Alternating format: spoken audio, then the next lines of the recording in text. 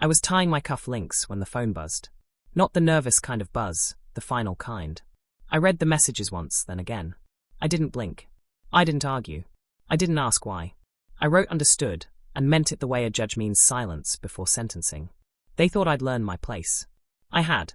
It just learned it from the top down. We met years ago when he needed a favor he couldn't afford. I was the quiet one in the room, the one who listened, the one who noticed where money hesitated and where people lied. He called me brother before my family ever did. I believed him because I wanted to believe someone could choose me. We built things together, small at first, then solid. I let him stand in the light while I worked the angles. I liked the arrangement. I liked him. Then he fell in love with a surname. The changes came softly. Calls returned late. Meetings rescheduled. Decisions made without me. He learned a new laugh. He learned how to look through me. The engagement was announced before he told me. I congratulated him with the same smile for hostile takeovers. The proof arrived like proof always does, quiet and undeniable. A forwarded email that wasn't meant for me. A dinner guest list with my name missing. A bank memo where my signature stopped appearing. He wasn't erasing me. He was replacing me. That night, I didn't drink. I didn't sleep. I didn't confront him. I opened files. I followed money. I read contracts the way surgeons read scans. I found the clause everyone forgets.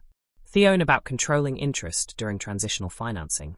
I found the personal guarantee tied to his future father-in-law's name. I found the lie holding the whole performance together. By morning. I had a plan that didn't require anger, only timing. The engagement party invite never came, but the message did. Don't stain their name. Names matter. I know that better than anyone. The next day, the man whose approval he was marrying into walked into my corner office.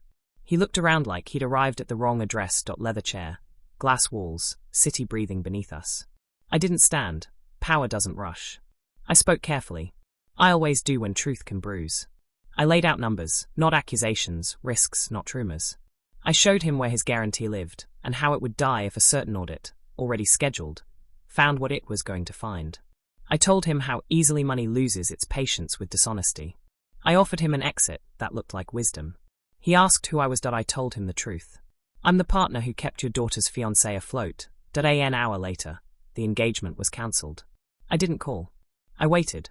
When he arrived, he was pale in the way men get when mirrors stop lying. He tried jokes. He tried anger. He tried memory. I let him spend himself. Then I spoke. I applied. Understood, I said. Because I did. You wanted me invisible. You got clarity instead. He asked if I did this out of spite. That's the mistake people make. They think revenge is loud. They think it needs witnesses. This isn't revenge, I said. It's alignment. I slid the papers across the desk. Control shifted like gravity does without announcement. His name was still there, just not where it mattered.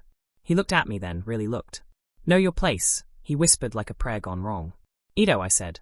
It's here. He left without shaking my hand. I didn't watch him go. I watched the city keep moving. That's the privilege of being right. You don't need to chase. My phone buzzed again later. Family this time. Confusion. Apologies shaped like explanations. I didn't answer.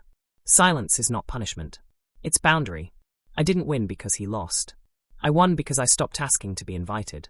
Now when I speak, rooms adjust. When I don't, decisions still land where I intended. I didn't stain their name. I cleaned mine. And the place I learned, it wasn't below them. It was beyond them.